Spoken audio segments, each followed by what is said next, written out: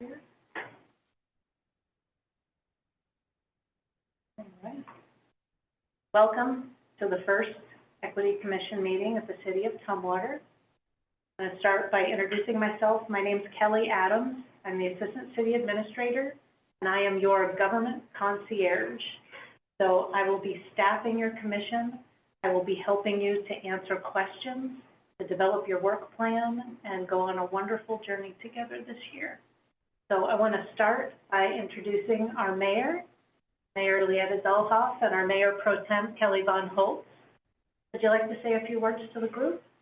Yes, as soon as I just started chewing my mitt, perfect. You can take one and pass it. With my card, with my email, and my cell phone. Bonnie already has one, but Bonnie, you can take another one. So, hi, welcome.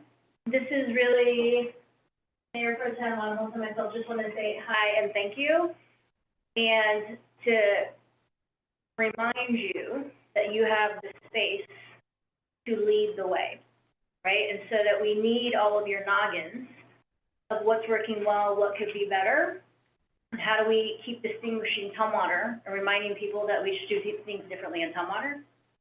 I think this is the perfect way to describe that, is making this space and having those conversations, which I feel are crucial conversations. I want you to feel safe, however that looks like to you, to bring up discussions, knowing that council has your back, and staff have your back, knowing that we need to have these discussions to move forward, because we need to set expectations in our community. So I'm asking for your help to do that, knowing that council does have your back.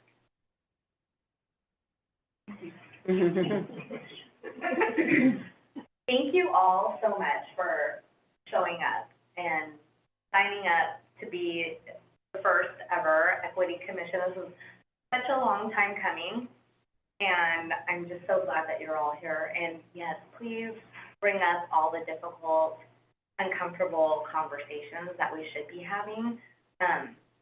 Because otherwise I do it in council and it's software. But really, it's uncomfortable, and in this time frame where equity kind of seems like a bad word for some reason, no, it's really important, and knowing that your community members, your neighbors, they now have actual representation at a commission level is amazing. Now everyone waves au revoir, and thank you so much for visiting us. Because it's commission time. Thank you. Bye. If anyone wants any mints, here are mints, you can please pass them on. I always have yours, please. Thank you. Really does. You always have them. So this first meeting, think of this as an orientation and as a getting to know each other. This meeting is the most you're going to hear me talk all year long. By the end of this meeting, we will have a chair, a vice chair, and hopefully we will all understand a little bit better about what we need to do to really get going. So I do want to point out, this is our agenda tonight. I'm calling this the call to order. The call to order is meeting speak, where we're going to get going. We will go into a roll call. So when I call your names, and I know it seems silly because we're all here and seeing each other, but this is what the chair will do. When I call your names, I would like you to say here. So Vanessa Arita Reyes. Here. Tina Crary. Here. Sarah Ellison. Here. Ellen Matheny. Here. Michael Snow. Here. Bonnie Turner. Here. Lisa Gorski. Here. Did I pronounce all your names correctly? Thank you. So now we're going to go into welcome and introductions. And before I do, I made this packet for you, and I tried to imagine what I would want to see if this was the first advisory board meeting that I served on. So the first page is your agenda. This is what you can expect to see every Friday before your meetings.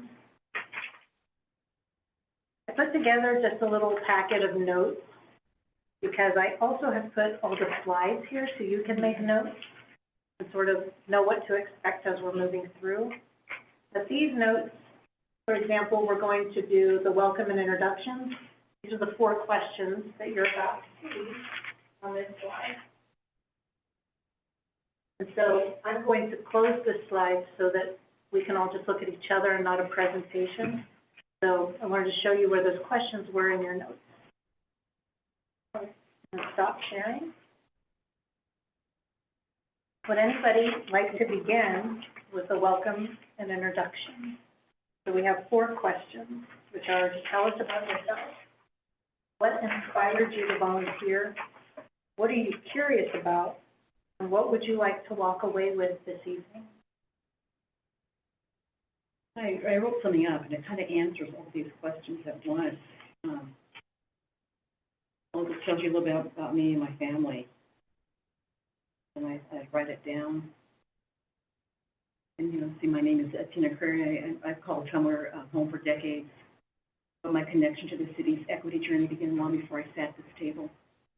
In 1964, my parents had to hire an attorney just to negotiate the right to rent a home in the city due to redlining and restricted deeds.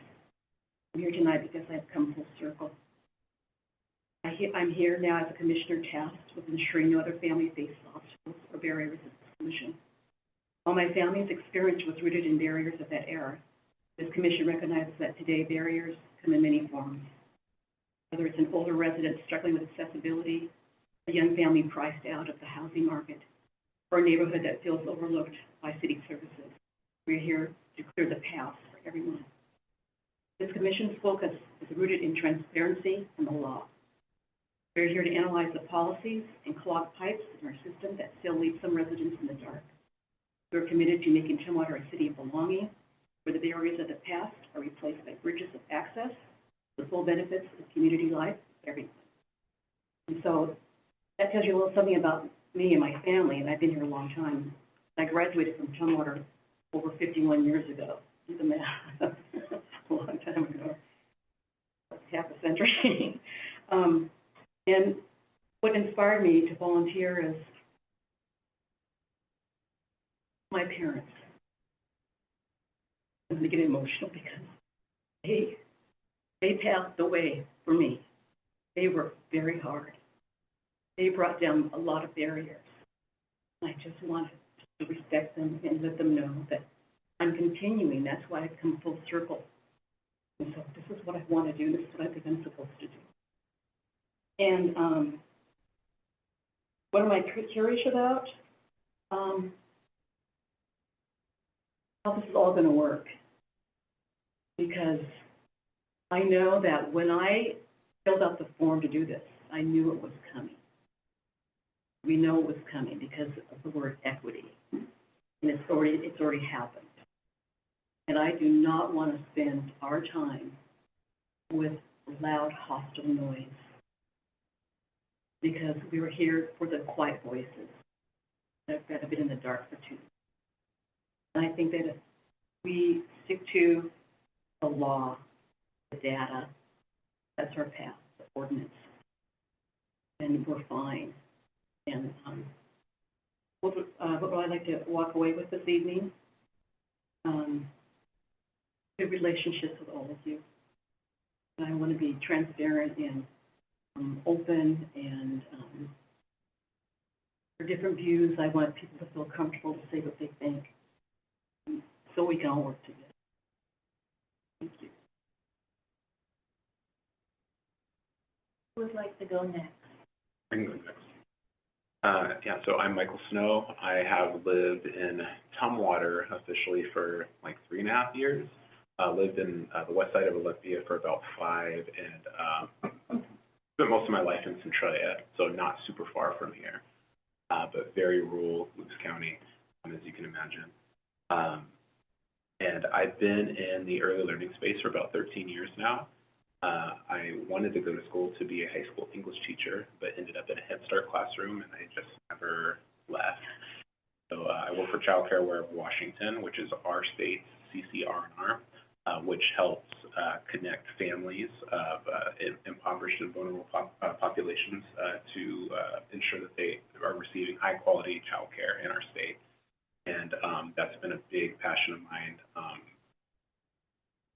Remember, and that's part of what brings me here, is wanting to give back to the community that I serve now in a different manner. I do so in the child care facet by advocating for children and families across our state, but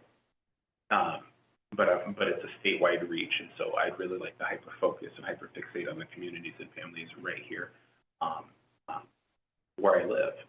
I'm also a high school basketball coach. I've coached for 9 years at Black Hills High School, and so I see a lot of players come through that are looking and yearning for kind of a beacon of hope and beacon of opportunity. And I hope to be that as their coach, and now also as a commissioner and as a community leader. So much of things are larger than basketball. So I try and build my players, and I'm trying to show them that by taking this step. How can you better serve your community? Basketball court, off the basketball court, what does that look like? And I'd like to get them connected at some capacity to what we are doing, right? Having the young men give back too as well, because I know they're eager to do that. Part of what brings me here, and also some of the comments that were left on our photo that was posted on the City of Tumwater website. That's also why I'm here. A lot of ignorance, a lot of hate, a lot of misinformation, and I'm hoping that we can instill and reach some of those folks that maybe aren't too far gone to understanding what equity means, and that DEI is not DIE, right, the other way around. Not this scary monster or anything like that. It includes everybody, not just people of color, but of all vulnerable. Hoping that we can educate it. And what I hope to walk away with this evening is kind of a better understanding of how we can better serve our community and get a pulse on all the things that are happening in our community, so we can come up with a strategic plan and lay the groundwork, because I guess we're the inaugural group. And so hopefully setting a foundation for those that come after. And I'm Lisa Gorski. I am brand new to Tumwater. I just moved here August, and I bought a house in Tumwater in October. I'm 61 years old. I grew up in coal mining town in Pennsylvania, went to college, got a PhD in microbiology, and I have been a research scientist for 30-something years, the last 26 of which were with the federal government doing research on food safety. When I was getting my PhD, still there were not a whole lot of women around. And so I stood on the shoulders of some women who really blazed a trail for me. That was important, but I also wanted everybody, I grew up in a working class family, I want everybody to have the same chances that I did. Because I was one of the first in my family to go to college. Science education is important to me. Getting science to people who don't normally get that experience is important to me. I always had students work in my lab from area high schools, especially from underprivileged communities.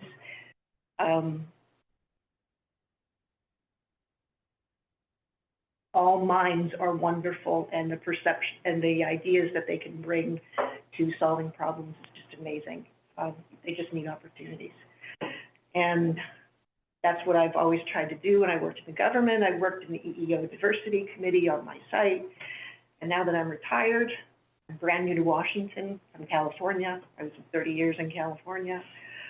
I really love this area. We chose to move here because we loved the area, we love the mindset, we love the environment. And I want to get to know my community, and I want to give back, because I have been fortunate in my life, and I want to make sure that others have at least the same opportunities. That's why I'm here. I hope to meet new people. I hope to meet really interesting and cool people, and do some good work. I'm curious as to what are the issues and the problems that people face here. I have to walk away with it. an idea of what this commission plans to do, and plan to start getting that.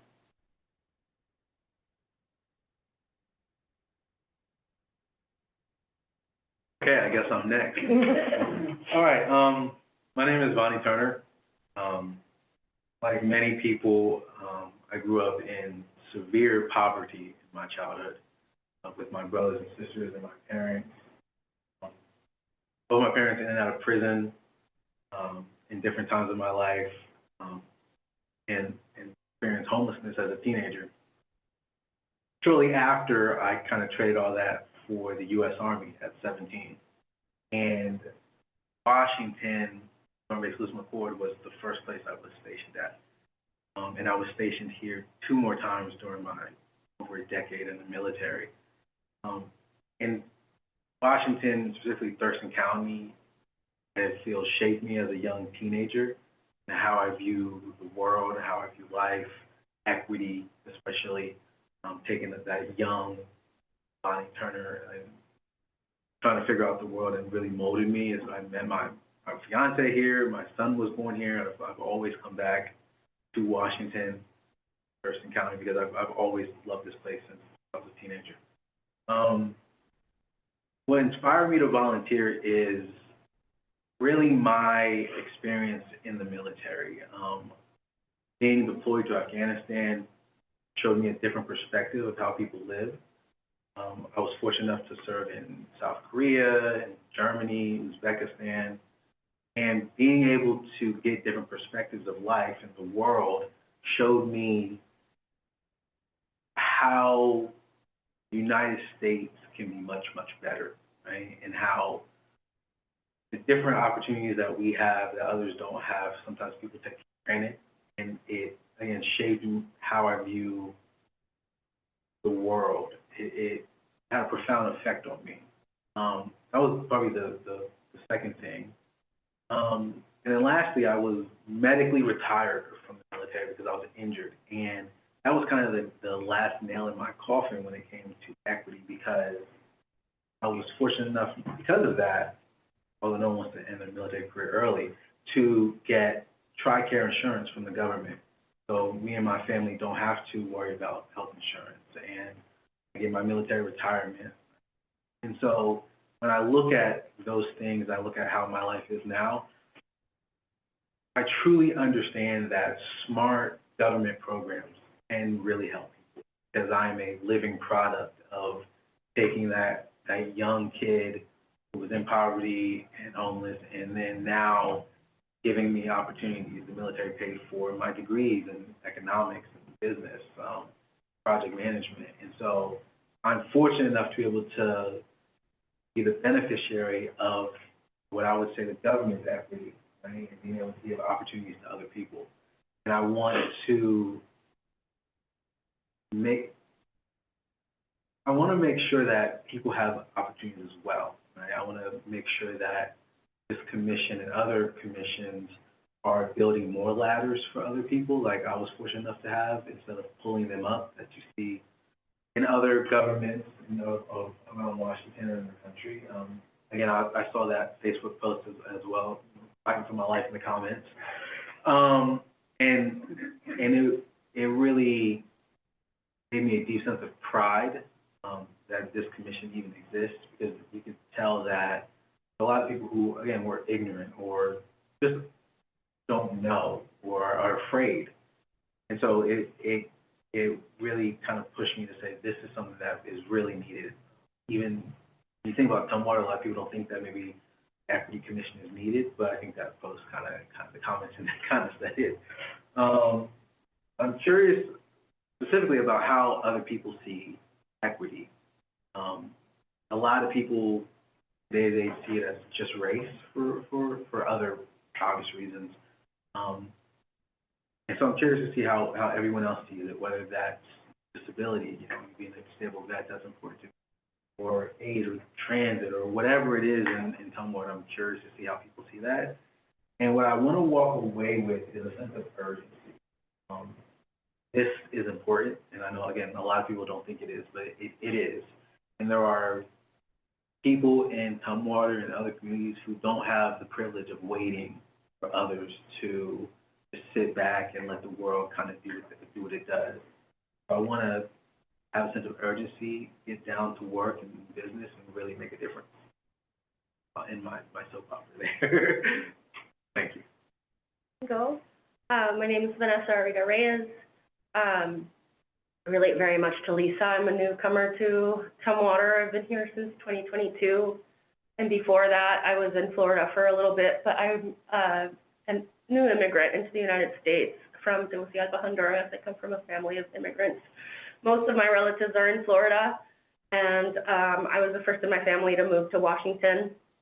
And I'm very happy to be here. I love this community so much, and I'm so looking forward to building roots here.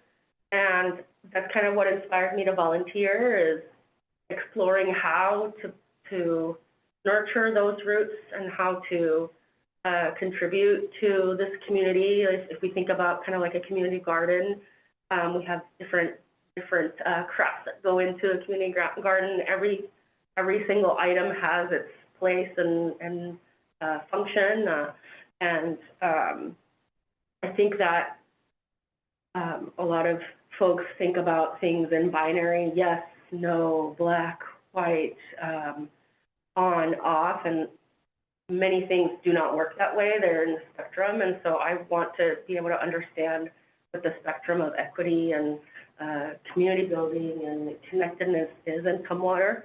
I'm very curious about housing and how folks like me can someday be a homeowner. And I would love to walk away this evening also knowing a little bit more about what we all will work towards together to help bring along some change and think about folks who might need some help understanding why equity isn't a bad word, and why talking about things rather than pushing them away is a better route to get there. I'm Ellen Matheny, and I have lived in Tumwater since 2014. I was kind of an accidental Tumwater resident. I got hired by the state, and I had to quickly buy a house. And so I saw a place in Tumwater, didn't even know anything about Tumwater, and bought the house 2.5 miles from where I worked. So that's how I got into Tumwater. But it was a delightful accidental purchase of a home because I love it here. So I work for state government, but that's not, I mean, that's a part of who I am, but I think the reason that I was drawn to be a part of this group is I volunteer at the food bank. I negotiated a 4-10 work week so that I could spend Fridays over at the food bank. And that has opened my eyes to need in the community, the type of people that are really struggling, and then how can we meet their needs and do that in an honorable way. And so I've been doing that since 2020, and that really opened my eyes and has given me some practical experience, some practical understanding, and I so much appreciate that. When I first moved to Tumwater, Lisa, you'll probably laugh about this, but I was appointed to the Planning Commission. Like, I lived here 2 months. And so it kind of seems like, that was a quick appointment.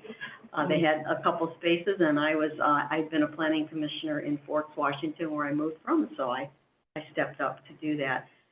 There was one meeting that really struck me, and we didn't usually have very many people at the Planning Commission. But in this particular one, they were going to change the zoning so that they were going to build a taller building and have, so it would have apartments and, it was a multi-use, so stores and apartments. It was on the other side of a residential area, on the other side from SBSTC. We had a whole bunch of residents. There might have been 50 people in the room. It was packed in here, I remember that. And they were very concerned about the change in their neighborhood from the students who might be walking through their neighborhood to get to SBFCC, concerned about maybe some, undesirable things like vandalism or maybe unintentional kinds of things that would come from people walking through. And that helped me wake up to the fact that the Planning Commission wasn't just about us discussing things, zoning or other things like that we then sent to the city council as advisories. These were people whose lives were being affected by the kinds of things that we were considering. And so that really stuck with me. And when this opportunity came up, I thought, you know, it's a similar thing. We're going to have issues that come in front of us that we can talk about, and we may, you know, if we're blessed, we'll have a lot of people here giving us feedback and talking with us about it, and then we can advise city council in a way that's meaningful. And I thought that what we advised city council on in that matter had a couple different facets, but it was meaningful to city council. So that's what drew me to want to come into the commission. I have a graduate level degree in engineering, and I was, like you mentioned, Alicia, I was the only woman in like 400 guys in a class, and I had to really kind of fend for myself. You'd think that sounds great, but oh, it was kind of tough. But I recognized what it was like to be on the outside of the norm, and so I experienced that all through my graduate program. I'm kind of independent, so I fought my way through, but I understood what it was like to be a little bit on the out there. So the adventure opens now for me and for all of us. I can't wait. What am I curious about? Well, I'm curious about what we're going to be working on. What are the key issues? I'm curious as to why this was formed, and what are the key issues that we want to wrestle together with, talk about, and then advise council on. So that I'm just wondering about it. I am particularly curious about apartments, the number of apartments that are going up in Tumwater. Now that's a very specific thing, but it's really been weighing heavily on me. Every time I see another apartment complex get built, how are they building financial wealth by apartments? You know, they're not able to, through at least the rental process, build wealth, and that bugs me. So, you know, I'm hoping that's a conversation that we have, or something that may come up, or I can bring up in the future. So I'm curious about that. That's very specific.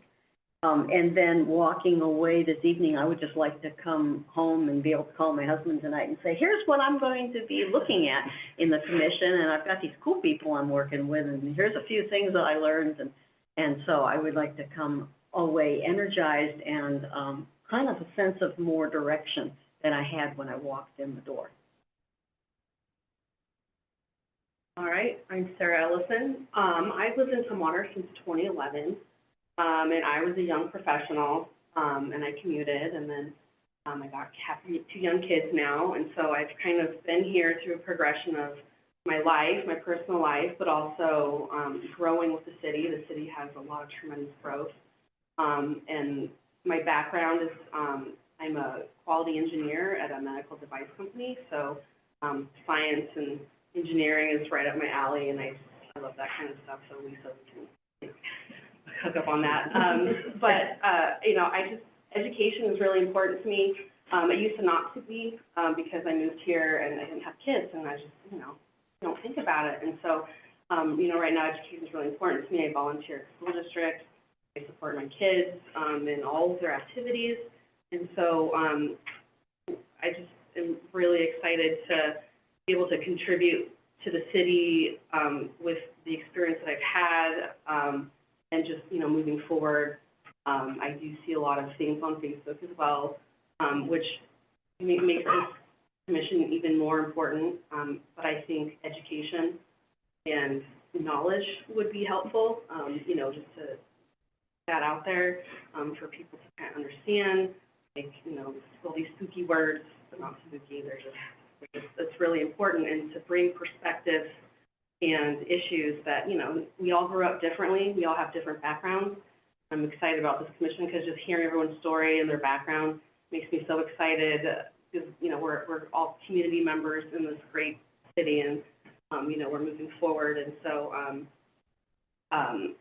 I'm inspired to volunteer because I want to contribute to my community, and I wasn't really sure how to. Like, I always wanted to, you know, not necessarily be an elected person, but I wanted to contribute, and I feel like this is something that's important to me, my children, my community members, and so that's what I'm doing. I'm curious about, I'm very data-driven, so I'm very curious what the issues are. I know, like, my tight circle, I know what those issues are. When I go to schools, when I talk to people, I know some issues, but I would like to know, like, what people are struggling with, what people think, their experiences personally in the city in any type of capacity.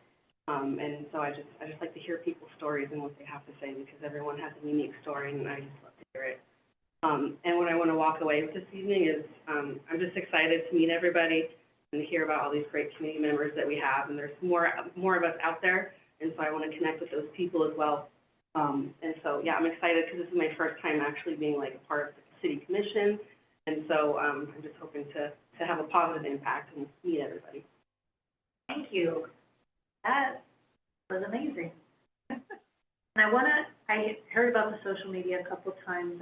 I want to give you a little spark of hope. The city did not receive one email, one phone call,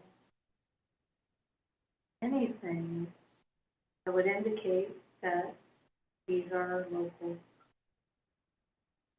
or that, just, I think that's interesting. And I know Jason is our communications director. Jason attends a lot of events with me, and we've both been working towards this meeting and this day. And we always remind each other, look at the number of likes, dislikes.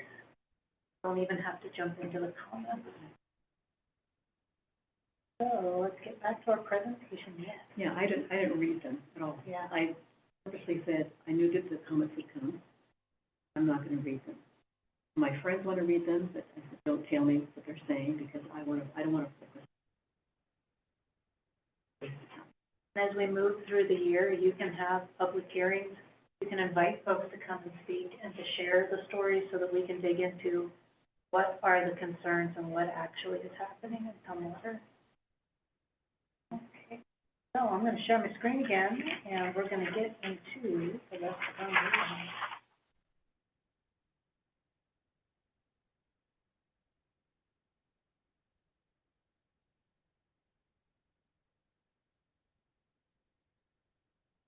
Remember that part where I asked for your grace as I navigate through tech issues?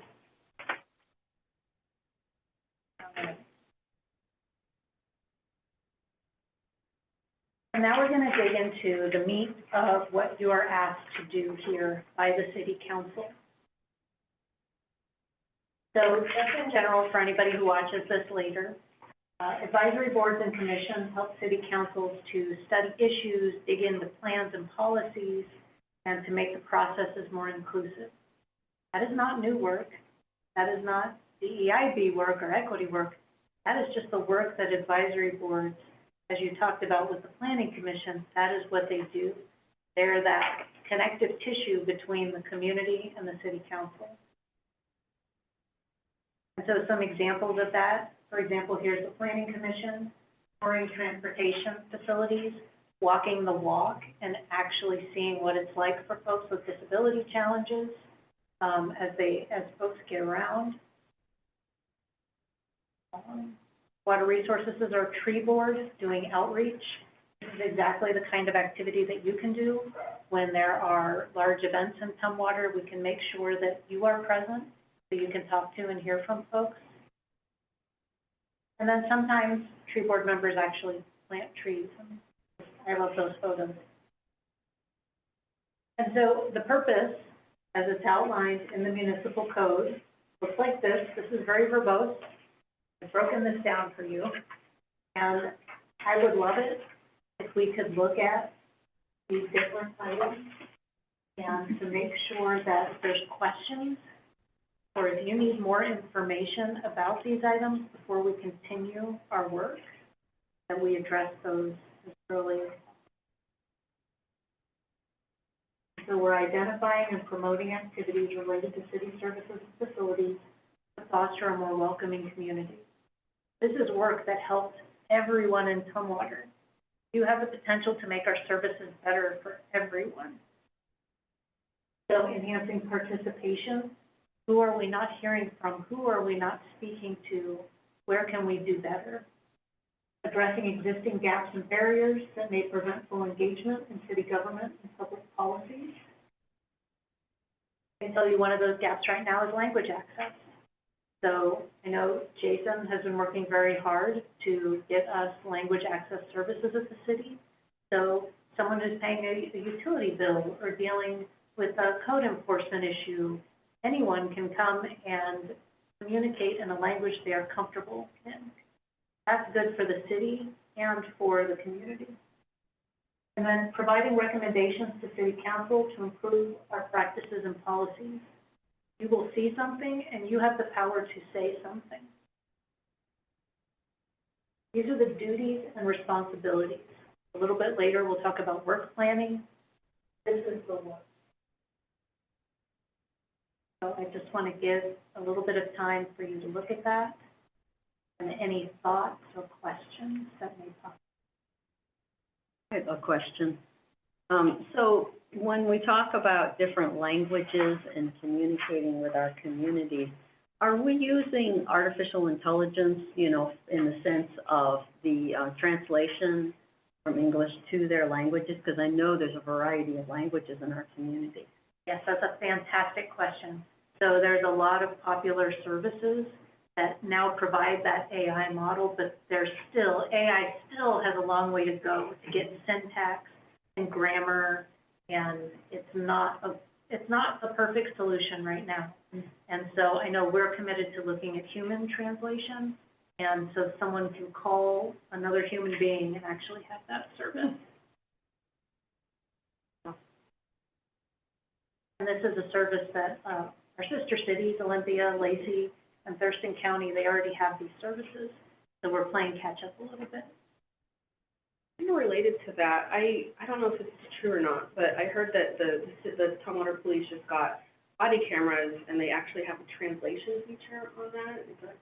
I have heard about this Yeah, as well. And okay. what I would love to do is in our work plan, we can talk about, do you want the departments to come to present to you? Would you like to take tours of their facilities? How can we help you to actually understand those policies on the ground? When I was in the planning commission, that was so powerful. Sure. So I'd say 2 thumbs up. That would be great.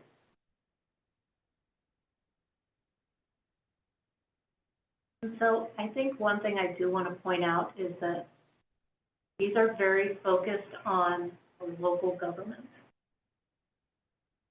This is a very good place to start. This does not mean that this can't be more expansive later, but what we really want to do is give you long-term success by giving wins here where everyone is effective. Policies that City Hall generates affect everyone in the community. And so if we can start here, we feel that we will give you long-term success. The best chance of long-term success.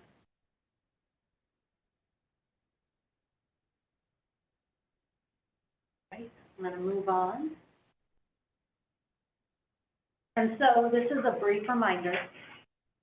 So in the state of Washington, as many state folks know, we have open public meetings training. We have sunshine laws that are established in RCW 42-30. And what these laws mean is that the public has access to the policies and the policymaking processes. So I am a public servant. I am paid by the wonderful taxpayers of Tumwater, and they deserve to see what I'm doing with the time that they have allocated to me. And so how that shows up here is that we are publishing our agendas, we are broadcasting our meetings, and we are very intentional about saying to the public that we're having a meeting, which is called public notice, and that our agendas, the public can review them. So that training is due within 90 days of your appointment, and so July 20th is when that's due. It is not a typical training like you would take at work that's automated and it's going to record things for you. You take the training, you take the certificate and put your name in and print it out. One more thing I do want to say. So if you haven't taken the training yet, the thing to really avoid is something called a serial meeting, which sounds delicious. It's a serial meeting. But it's really you accidentally doing commission business outside of commission time. And so if Tina, Michael, and Lisa, and Bonnie are all commenting on the same social media post, that could be considered a public meeting. And then I'm in violation because I haven't given the public notice of that meeting. So just avoid having unintentional emails, phone calls. That doesn't mean you can't talk about the personal issues, but let's keep the committee business in the committee bucket. All right, bylaws. So there's two things that I'm going to pester you about, and that's bylaws and a work plan. So bylaws are the rules of procedure. That's how you decide how you want to run your meetings. That's how you decide when your meetings are and what you want those meetings to look like. So what I've done in your packet here, I've drafted bylaws based on what the Planning Commission does. So I've provided you what we would do if we just followed what the Planning Commission does. But then I've also provided you a copy. The City of Renton has an equity commission, and they also have bylaws. So I wanted you to see something that looks very different. So you can look at these, and over the next 30 days, I would love your homework to be looking at these and seeing what's missing, what doesn't feel right to you, so that at the next meeting, we can make those edits together, approve them, and move forward. Just getting the housekeeping out of the way. Do you have any questions about bylaws?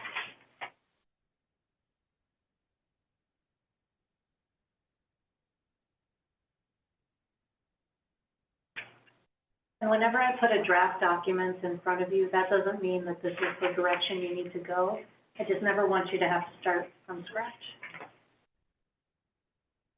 Thank you for that.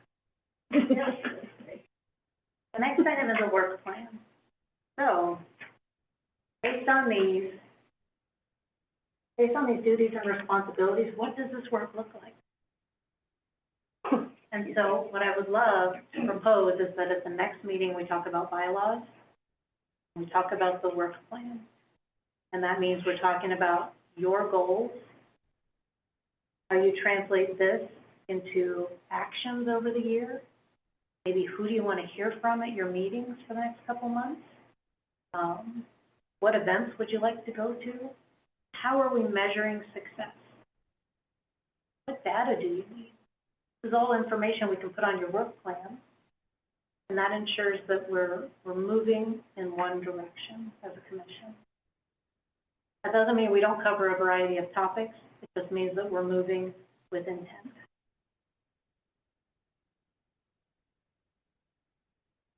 Overwhelms me. This slide overwhelms me because I don't feel prepared to have to be able to put a work plan together next month or even in the next 2 months until I truly understand what's going on and we hear from people, experience things. That's just how I feel. I don't know how everybody else feels. We need to start. We need to start something and then build up on that. And there we are. Bitches, so.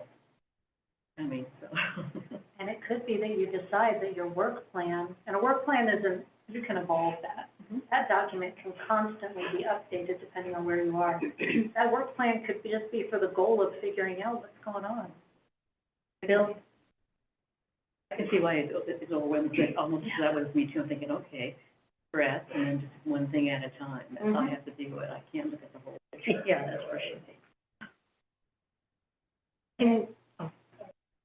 I was just wondering if we can access a list of events that the city plans to do, because I know we just did the Arbor Day event. Like, is there something else in the next few weeks coming up that we can have a table at and actually talk to people? How about I bring that back at the next meeting as part of the work plan discussion?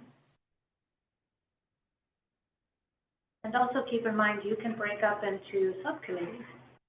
So 2 or 3 folks can take on, looking out for awareness and feedback. Just, you can organize this however works for the team. But I understand, yes, this feeling a little bit overwhelming. All right, so I'm going to share a little bit of information about Robert's Rules, because I want whoever becomes the chair to be fully informed of what this role is. So I'd like for us to elect a chair and a vice chair, and then you'll never see me run a meeting again. So Robert's Rules was new to me until I started in local government a few years ago. So I apologize if this is repetitive for anyone. So Robert's Rules was actually started by an Army officer in 1876. And he started that because he started attending community meetings, and they were absolute chaos. And there was quite a lot of fighting. And so he developed these rules of procedure. And the intent of the rules is for democratic decision-making. Chair is not the leader of your group. The chair is the helper, the facilitator, the person that ensures that everyone gets a chance to speak and that actions are actually consented to by the group. And so, by default, we use Robert's Rules of the city. If you find that there's a different system you want for your commission, you can use that and include that in your bylaws. You have that power. The agenda is published before the meeting. We discuss what's going to be on that agenda. And the first thing you do at your meeting is you approve your agenda. Or you can amend your agenda. You can make changes to it, but it's with the consent of the group. Quorum for this group is 4 folks. If 4 folks don't show up, we don't meet. Motions are the formal proposals. So if you want the group to do something, or if you want staff to do something, you have to make a motion. And so what that looks like is Tina motion. Can you make a motion, Tina? I motion that, we adjourn our meeting at 10 p.m. Now, that motion is on the floor, but until Tina gets a second,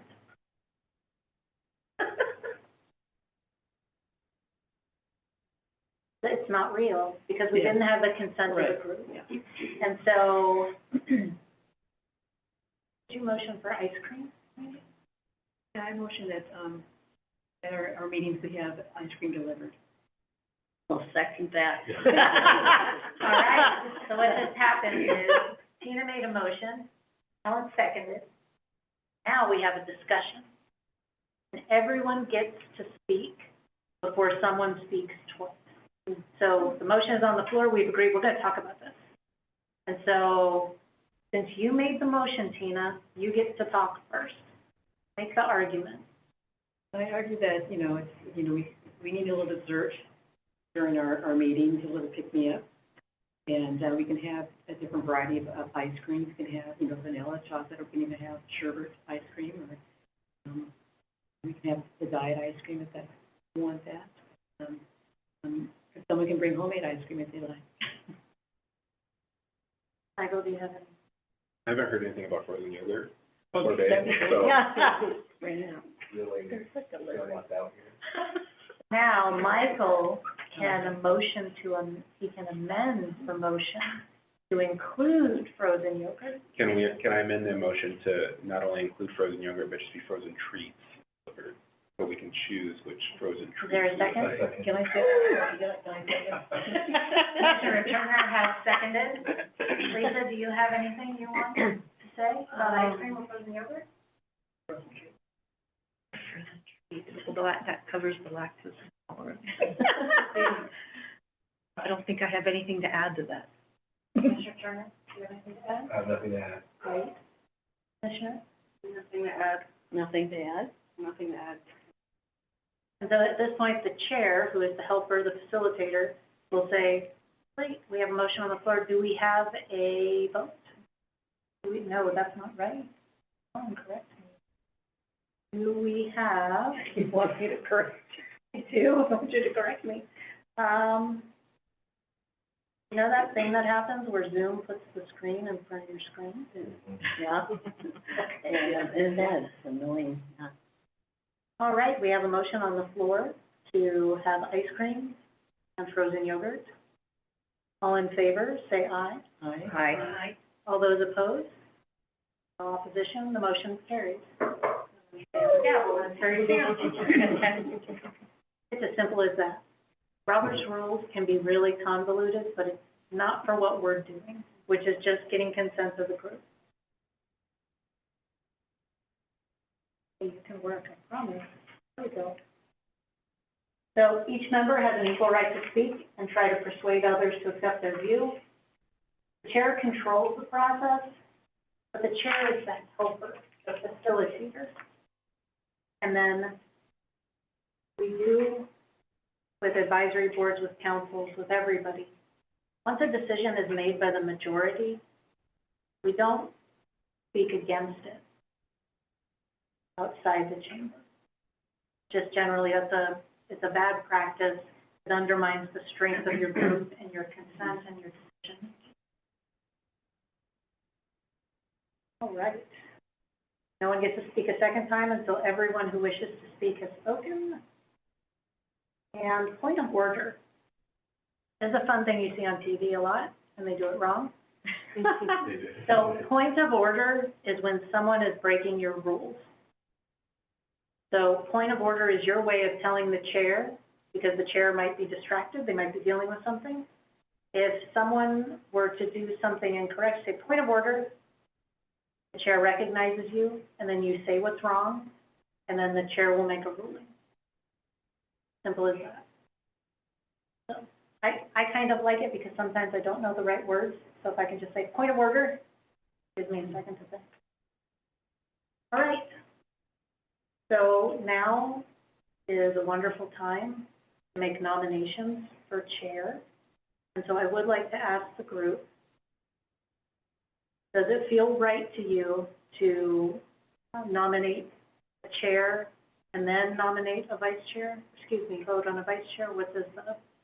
How does that feel to you? Or do you want the person who gets the second amount of votes to be the vice chair? We don't have bylaws, so I gotta ask. I'm fine with that. How do other committees handle it? Variety of other committee ways. How about this? How about we take it piece by piece? We'll do chair first and then vice chair. Okay. So I make a motion to nominate. Do you make a motion to nominate? I think since we're in this gray space where there's no chair, we can just go around the room and do nominations. And if you don't have a nomination, that's all right too. Nominate, Michael.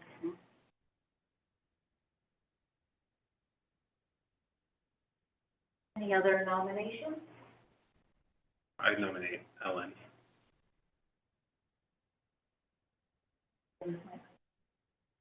I nominate Tina. I have 3 nominations. I have Michael Snow, Ellen Matheny, and Tina Crary. And I'm going to do a roll call vote for simplicity. So I'll just call on each of you, and you let me know who your vote is. Tina? Or just Michael Smith? Do I go to Ellen? Lisa? Tina? Michael? Michael? Can't look at the. I know. Actually, wait, that's not a good public transparency. Here we go. Here's the voting. Okay, Mike. Congratulations, Chair Smith. So So do we have nominations for vice chair? Ellen. I was going to mind Ellen. Bonnie Turner.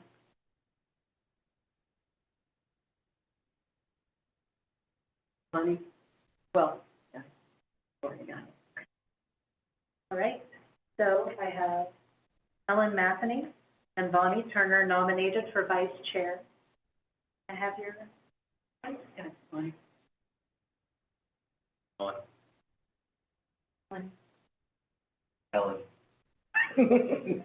Ellen. Bonnie. Ellen. Congratulations, Commissioner Matheny, you are vice chair. No question. I guess it's in our bylaws. How long are people? In your current draft bylaws, it's 1 year. Thank you for the trivia. So every year is the first meeting of the calendar year is the way it's written right now, but we can change that. There's a better time. And you can also expedite so that there's more of a rotation, so that you can set that time period. We don't recommend monthly. Right. So, Chair Snow, would you like to announce the next agenda item? The next meeting date? Wonderful. So our next meeting is scheduled for Memorial Day, which is going to be a little problematic since they lock the doors on Memorial Day. And so I've looked at the calendar, I've looked at room availability, and the staff recommendation would be to have a meeting on either the Monday prior, which would be the third Monday, or the Wednesday. This will be your first. I was going to say, should I call for a motion? Is that how that works? Yeah, you look around the room and use your eyes. Anyone have a motion so we can discuss? A motion to discuss the date of the next meeting? Yes, let's discuss the date of the next meeting. I can work with either one. I think either one works. But I would be prone to the 27th. Can't do the 18th. I also serve on the, intercity transit commissions, or, no, it was the, community advisory council. I can't do that because that's our meeting day, but I could do the 27th.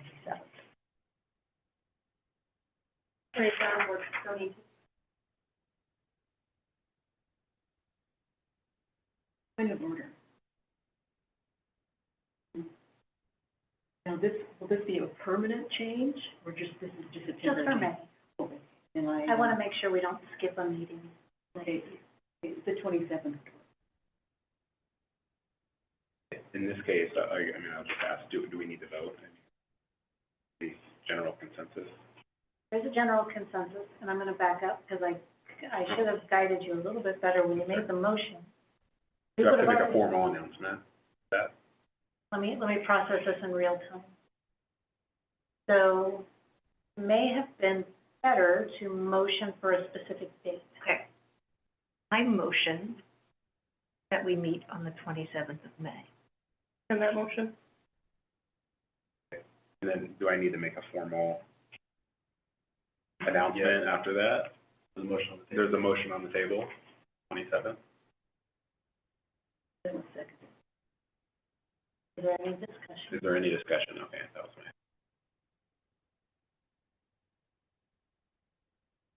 No. Vote? All those in favor of moving the next, meeting to the 27th, say aye. Aye. All those opposed? You need a gavel. We need to decide what the thing is. It can be anything we want. What is the thing that we're going to use as a gavel? Please pop a balloon. Yeah, I like it. All right, I have an additional thing I want to bring up, and I don't know quite where to bring it up in here, so are we at the end of the Oh, I meeting? apologize. Sorry, Commissioner Snow, I have something else I'd like to ask about. So I don't know how flexible our meeting time is. Right now, we have it at 6 o'clock, and I have a conflict with 6 o'clock, and I'd like to have it at 7, but I don't know whether that's even a flexible possibility or not. Now, for that Wednesday, that's not a problem, but Monday, fourth Monday is a problem. And so I just wanted to bring it up. Is there flexibility? And I guess that's partly a city question. You all have it. It's a best guess, a good time for the group, and that's why we'll talk about bylaws. So that's why we are talking about bylaws. So that's a good point of discussion for right now while everybody's here. I understand this kind of aligns with other equity commission meeting times, and that's one of the positive reasons why we would want to keep it, so that if we ever want to meet together, that we could. But I wonder if you would be flexible, that if we do move it to 7, that on the moments that we would want to meet with the other commissions, Olympia and Lacey, that we could move it to 6. Mm-hmm.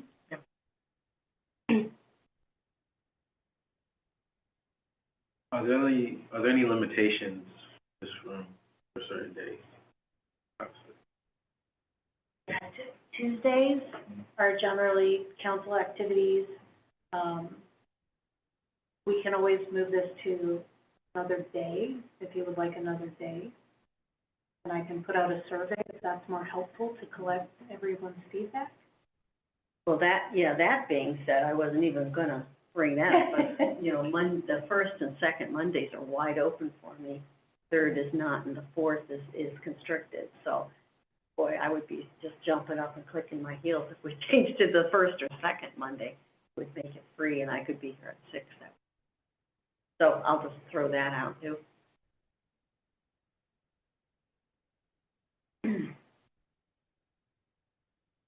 It seems like there's a lot of options.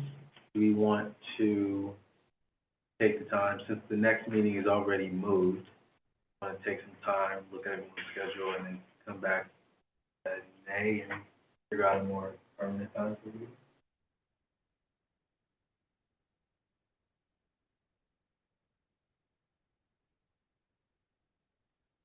Their last order of business is to adjourn the meeting.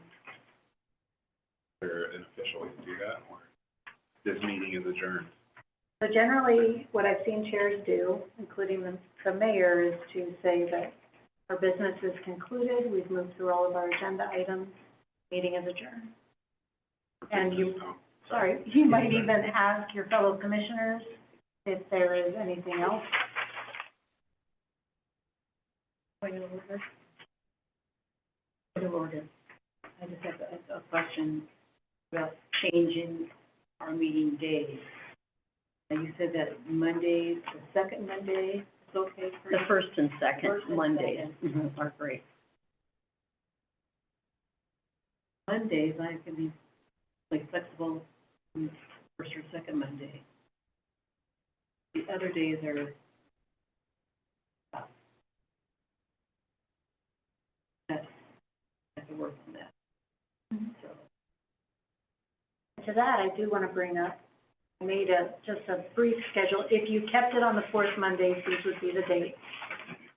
And there is a flyer in your packet, the last page, which is the EIB Summit that's occurring on Friday and Saturday.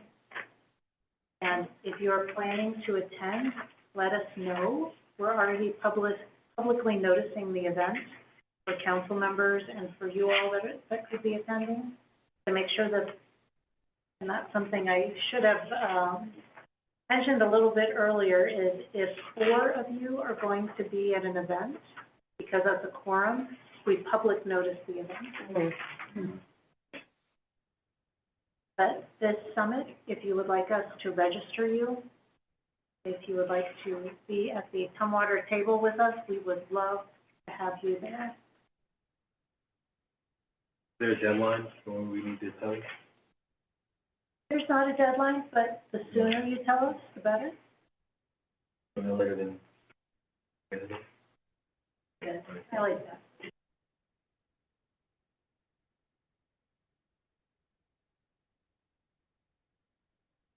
You are time constrained. Saturday in the afternoon will be a wonderful time. Really great opportunity to meet the folks in the region, meet folks from the other equity commissions and other staff who are doing work. Answer now? Absolutely. I can do the first or the second.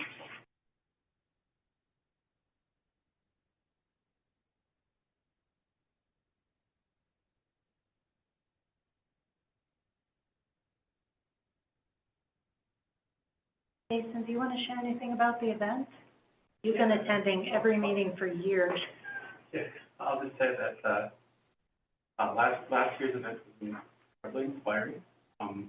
It felt like really got at least 100 people that will be at this event, and, it's a way to learn more about what other people are doing, what other people are, looking at and facing in their communities and region.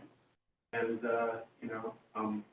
hear from you, hear from folks that are dealing with really current challenges, and also how they're trying to take diversity, equity, inclusion, and belonging to the next level, like to modernize and or make it a community. So I think it's a terrific opportunity for you all. I'm going to be there. It's my birthday. I'm still going. I'd like to go on Saturday.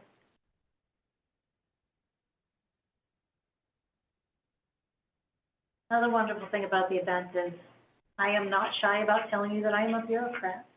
My bread and butter is policies and procedures, and there is a whole universe of folks out there who do this work every day. So I can use my bureaucratic superpowers to help leverage policy changes, but there's just a universe of good people out there who you can invite to your meetings and get more information from. I can go both days.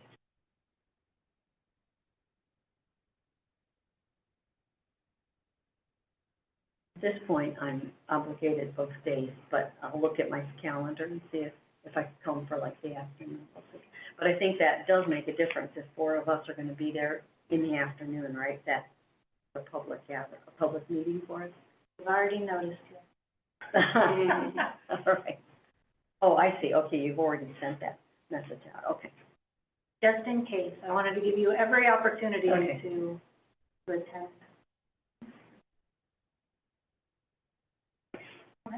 Before we adjourn, I have another question. Commissioner Snow, or Chair Snow, I should say. So, I'm just getting my sea legs in working in a public setting like this. Of course, state government, we also have a lot of public requirements, public gathering requirements.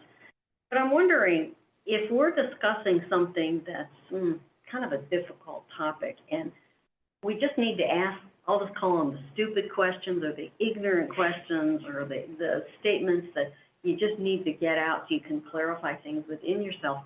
How do we do that in this kind of a setting? So it's not published in meeting minutes and all of that. We can actually feel free to hash things out together, and then I'll talk about it. Do we have an executive session option or those kinds of things? That's a great question, and I think that that's where we can bring in guest speakers and guest facilitators. I would highly encourage you, and I'm going to send you a follow-up email after this meeting. I highly encourage you to reach out to the other equity commissioners. I will provide you the contact information so that you can hear their stories of how they've navigated this. And there are trainings, there are resources that I will send out as well, so that if you're curious about a certain topic or an approach, I know that is I try to learn as much as I can before I dive into the discussion, but I really want to get you connected in September. There will actually be a regional gathering hosted by Olympia, so your fellow commissioners from across the region will be there. You will be surprised at how much you will have in common. And I am now officially done undermining the chair. And I can diminish. We've worked our way through our agenda for the evening. Does anybody else have? I have one thing, actually. If you want, again, you obviously don't have to, Robert's Rules of Orders is very well known and common in missions and those spaces. There are books off like Amazon that will teach you like the basics.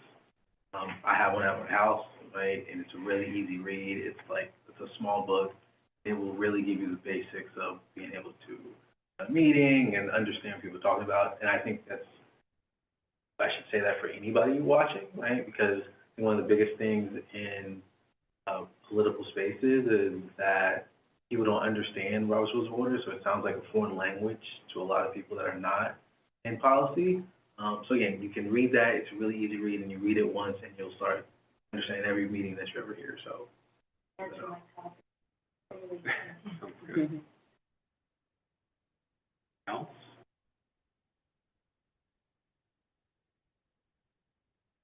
Meeting is adjourned.